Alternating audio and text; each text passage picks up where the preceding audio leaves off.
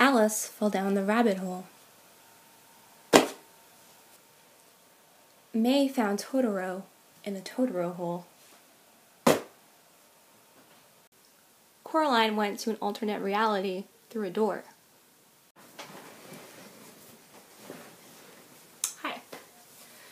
So, Alice fell down into a rabbit hole. We're all pretty familiar with this timeless tale. If you're in love with this popular story, let me introduce you to something a little similar. Drum roll, please. Coraline, the graphic novel adaptation by Neil Gaiman with illustrations by P. Craig Russell. So Coraline is like Alice in Wonderland, but with a dark and creepy twist to it. Our heroine, Caroline, is a little girl who moves to a new house where there are no other children around. So Coraline becomes a little lonely and bored. The only people that are around her are adults, her neighbors, and her parents.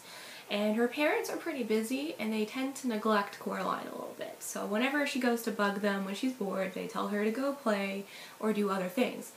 So Coraline decides to take her mother's advice and goes to explore the new place in which she lives.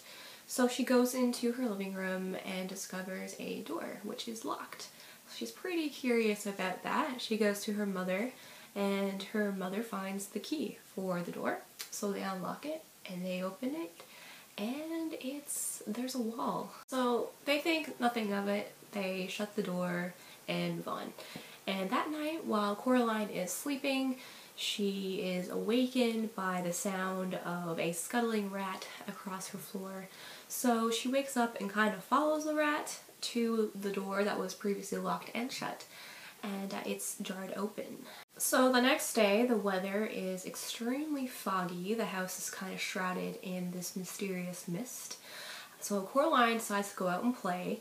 She finds a black cat, she finds a boarded up well, and then she speaks to her older grandma type neighbors who she hangs out with every now and then, and she also comes across one of her other neighbors who lives at the top of the house, and he's this old mysterious man, and he comes up to her and he's like, so the mice have a message for you, and they want to tell you not to go to the door. And at this point, Coraline's pretty bored because she's been hanging around with adults all the time or alone. Her parents are just telling her to go away because they're busy. So she thinks that maybe something dangerous could not be that bad for her.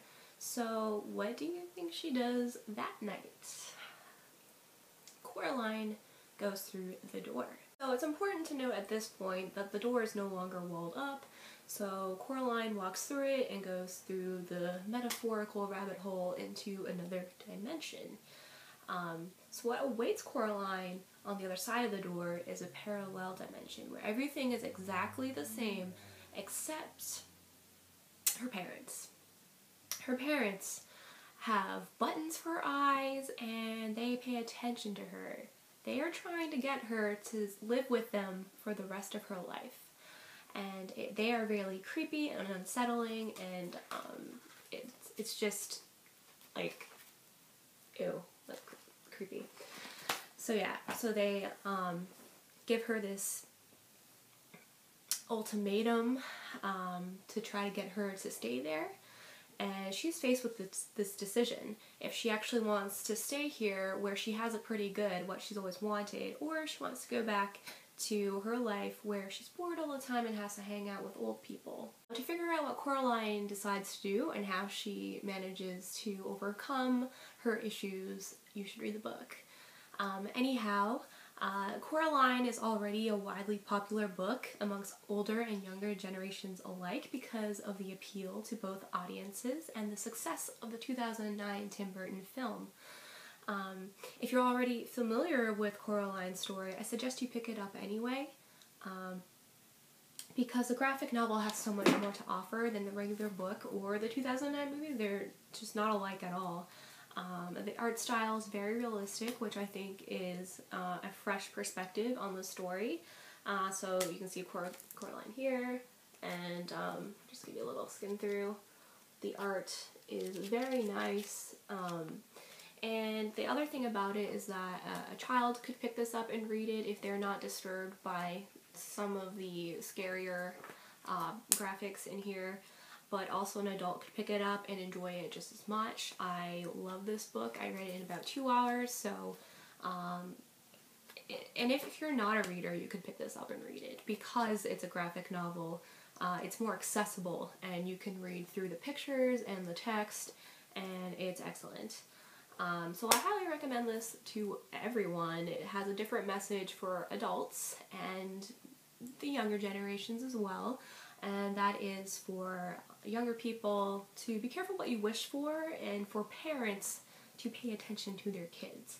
So I think this is a great book, and I really think you should check it out. It's super good, and yeah.